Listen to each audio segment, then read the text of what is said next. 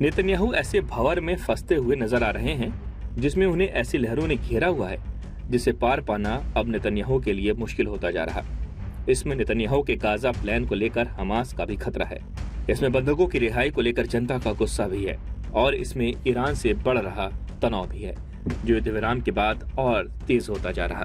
फिलिस्तीनी संगठन हमास ने गाजा युद्ध विराम के नए सीज फायर प्रस्ताव को स्वीकार कर लिया है। मध्यस्थ देशों इजिप्ट और कतर द्वारा पेश किए गए इस प्रस्ताव पर हमास बातचीत के लिए तैयार है। हालांकि इजराइल की तरफ से अभी तक कोई जवाब नहीं आया है। अगर इजराइल सकारात्मक जवाब देता है तो गाजा में युद्ध रुक सकता है।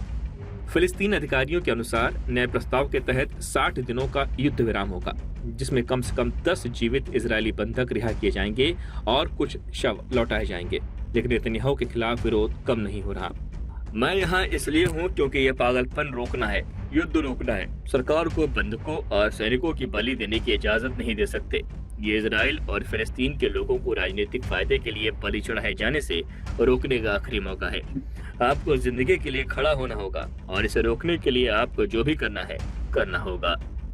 नेतन्याहू ने साफ कर दिया है कि 7 अक्टूबर 2023 वाला हमला 2025 में फिर हो सकता है और ऐसा तब होगा अगर इस वक्त युद्ध बंद कर दिया गया। यानी नेतन्याहू साफ साफ कह रहे हैं कि अगर अभी गाजा पर बमबारी बंद कर दी तो हमास फिर ताकतवर बनेगा और 7 अक्टूबर वाला हमला दोबारा करेगा।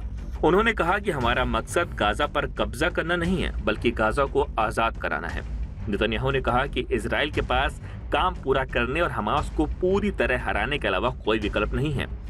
इजरायली पीएम ने टाइमलाइन की ओर भी ध्यान दिलाया और कहा कि गाजा में अगले कदम उठाने के लिए काफी कम समय बचा है। नेतन्याहू गाजा पर 100% कब्जा करना चाहते हैं, यानी कि पूरा का पूरा गाजा कंट्रोल करना नेतन्याहू के एजेंडे में है। अभी इजराइल का गाजा के 75% इलाके पर कब्जा है और 25% ऐसा इलाका है जहां गाजा के करीब 20 लाख लोग टूटी फूटी इमारतों और टेंट में रह रहे हैं। सेना का पूरी तरह गाजा में झोंककर नेतन्याहू क्या करना चाहते हैं, उनका क्या इरादा है, इसी डर को लेकर पूरे इजराइल में विरोध हो रहा है। लोगों का कहना है कि नेतन्याहू का गाजा प्लान बचे हुए बंधकों की मौत की वजह बच जाएगा।